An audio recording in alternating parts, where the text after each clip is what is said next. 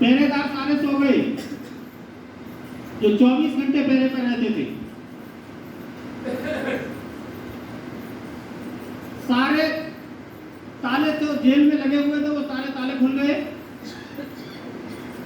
और वासुदेव ने रातों रात उस पुत्र को ले जाकर के नंद बाबा के यहाँ पहुंचा दिया और वहां से एक बेटी को वापस लिया, उसे वहां पर आकर के लिटा दिया।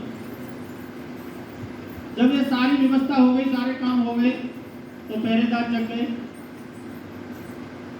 और जब जगने के बाद जब सुबह पता चला कि देवकी की 8वीं संतान इस दुनिया में आ चुकी है, तो कंस के पास ये सूचना भेजी गई।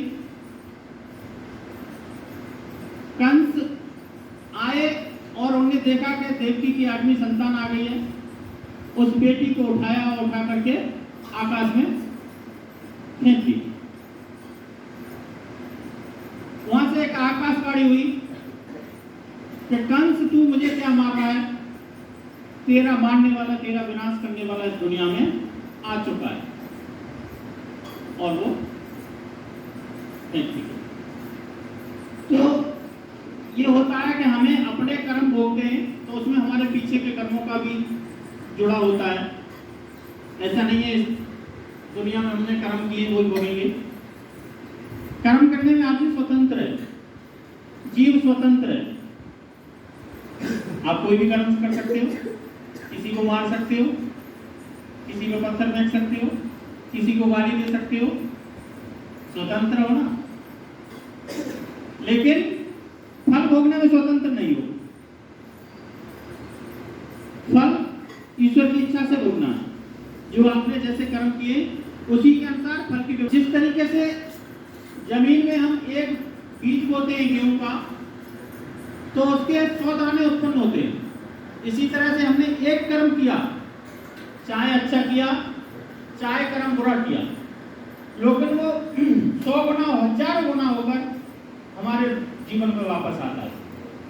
केवल एक कर्म, संख्या बढ़ जाती है उसकी।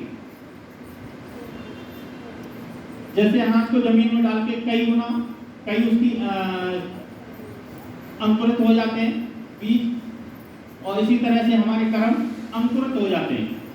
एक कर्म के 100 एक 1000 कर्म बन जाते हैं और फिर उसको हम भोगते हैं। तो ये जीवन का चक्र है, चलता रहेगा। जो आया है वो गया है, जो गया है वो आया है। रखते लोग बुरा समय भी हमारे जीवन में आता है, अच्छा समय भी आता है। बुरा समय हमको ये बताता है कौन अपना है, और बुरा समय हमको ये बताता है कि कौन दिल से अपना है और कौन मतलब से अपना है। परीक्षा उसकी जमी हो सकती है। अच्छे समय में कोई परीक्षा नहीं है, आपके साथ सब साथ हैं, हमें अच्छा चल रहा, सब साथ हैं। खुशियों में सब आ जाएंगे और दुख में बहुत कम लोग आते हैं। बाद में उनकी टिप्पणी होती है कि हम बाहर थे, हम ऐसे फंसे हुए थे, हम नहीं आ पाए, बहुत सारी चीजें होती हैं। और सुख में सारे रास्ते खुल जाते हैं, बिना बताए चले जाते हैं। के सब साथी दुख का सांस को पूरा बाहर छोड़ेंगे और वायु प्राणायाम करेंगे।